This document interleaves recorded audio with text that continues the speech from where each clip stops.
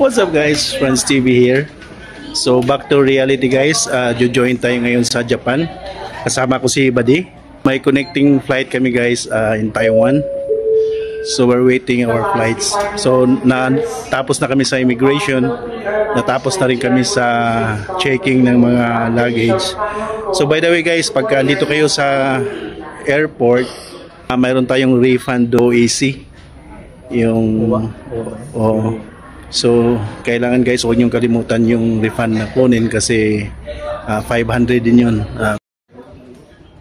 Shout out nga pala guys sa dalawa kong kasama na si John Ray Noel at saka si Onin Rodriguez. Ayan. Nakapila kami ngayon sa refund ng OEC.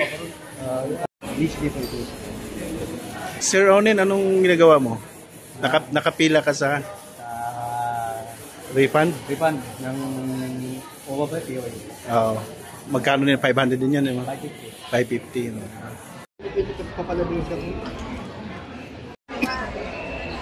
So guys, nakuha na namin yung refund namin ni Paddy saka ni Onen. Ayan. Flight namin is 10:55 ng umaga. Connecting to Taiwan, then Taiwan to Japan.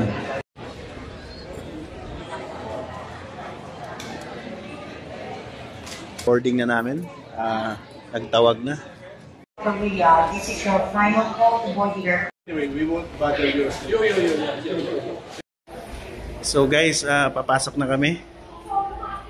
Tinawag na yung mga names namin. So China Airlines pala guys yung sinakyan namin.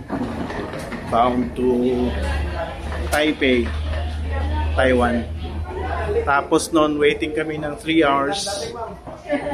Taipei to Japan naman.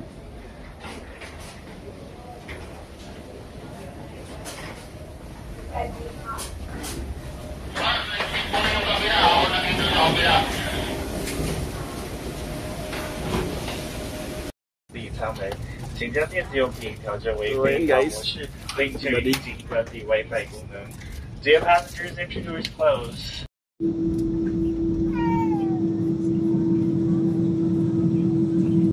So ito yung free namin na meal. We just arrived here in Taipei. So we are going to check our new schedule for our next flight. See you later. So guys, ito yung business class. Ayan.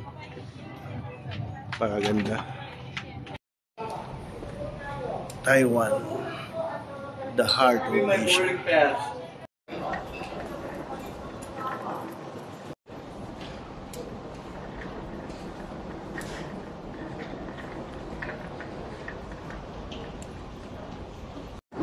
Kung nagmamadali naman kayo at tinatamad kayo na maglakad, you can use this Wokalator.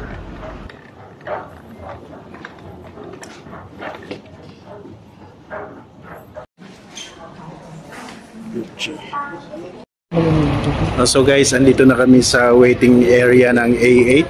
Ayan siya. We stay here until 1500. That's our flight bound to Japan.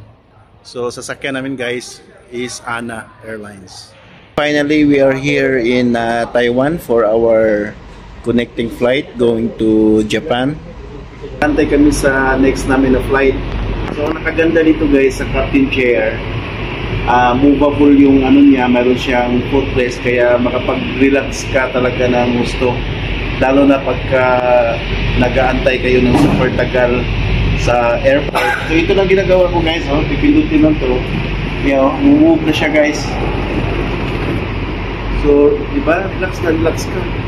Napakasarap yung ano. Tapos order ka na lang ng SB Starbucks para alam mo na habang chill na konti. Ganun na lang. Tapos free wifi na dito sa airport. Napakalakas. 5G na ata dito sa Taiwan. So by the way guys, ang temperature dito same lang din sa Pilipinas. Pero kaya kami naka-jacket kasi super lamig naman dito sa loob ng airport. At saka maramdaman mo talaga guys yung luxurious na airport na napakaganda. So ayan guys, don't forget to follow me on YouTube and Facebook as well. Subscribe sa mga hindi pa nakasubscribe at hit that notification bell para lagi tayong updated sa mga videos na i-upload ko. So ngayon na ako bumalik ulit guys sa sa mga pag-upload ng videos kasi yung phone ko naghihingalo na yung memory. Sorry for that. Yesterday I bought this phone, Nova 11, 8 gig yung RAM at saka 256 yung memory. So by the way, shout out pala kay Sir Keith of Silicon Valley at SM Sukat. So siya yung nag-assist sa akin guys yesterday for the phone that I bought, and napakaganda niya guys, at saka talagang satisfied ako dahil ang dami niyang freebies na binigay sa akin. Thank you Sir Keith.